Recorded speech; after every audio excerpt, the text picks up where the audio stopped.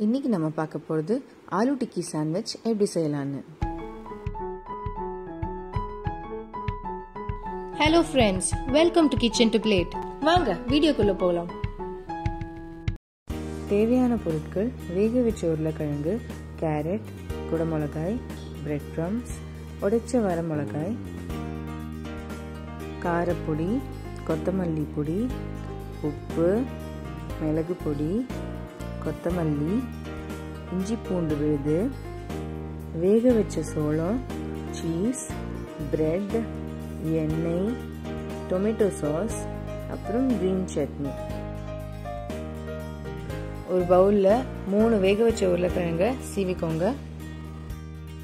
50 gram வேக வச்ச சோளம், ஒரு துருவின கேரட்டு, பாதி குடமிளகா சேர்த்துக்கோங்க. ஒரு டேபிள் ஸ்பூன் கொத்தமல்லி பொடி, ஒரு டீஸ்பூன் காரப்பொடி, ஒரு டீஸ்பூன் மிளகு பொடி, ஒரு டீஸ்பூன் உப்பு, ஒரு டேபிள் ஸ்பூன் இஞ்சி பூண்டு விழுது, ஒரு teaspoon chilli flakes, table spoon துருவின சீஸ், கொஞ்சம் பிரெட் க்ரம்ஸ், அப்புறம் கை நிறைய கொத்தமல்லி சேர்த்து நல்லா மிக்ஸ் பண்ணிக்கோங்க.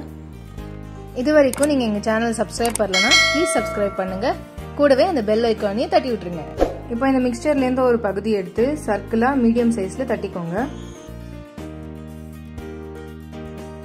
இப்போ ஒரு பேன்ல எண்ணெயை சூடு பண்ணி இந்த பேட்டிஸை நல்லா 2 சைடும் பொரிச்சிருங்க.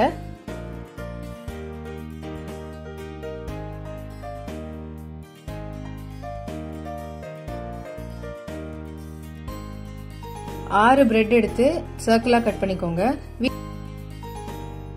இப்போ 2 ஸ்லைஸ் பிரெட் எடுத்து அது மேல கிரீன் சட்னியை ஸ்ப்ரெட் பண்ணிக்கோங்க. கொஞ்சம் சீஸ் போட்டுட்டு அது மேல அந்த பேட்டிஸை வச்சிருங்க. இப்போ பேட்டிஸ் மேல கொஞ்சம் டொமேட்டோ கெச்சப் ஸ்ப்ரெட் பண்ணிட்டு அது மேல திருப்பியும் சீஸ் கிரேட் பண்ணிட்டு இன்னொரு பிரெட் ஸ்லைஸ் வச்சு க்ளோஸ் பண்ணிடுங்க. சூடு பண்ண பேன்ல இந்த சாண்ட்விச் எல்லாம் வச்சு டோஸ்ட் பண்ணி எடுத்துருங்க.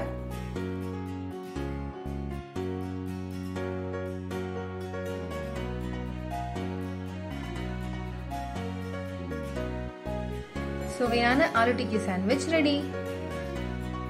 இந்த ரெசிபியை ட்ரை பண்ணி பார்த்துட்டு எப்படி வந்ததுன்னு எங்க கமெண்ட் செக்ஷன்ல சொல்லுங்க. பிடிச்சிருந்தா எங்க சேனலை சப்ஸ்கிரைப் பண்ணுங்க. அப்படியே ஃப்ரெண்ட்ஸோடயும் ஷேர் பண்ணிடுங்க.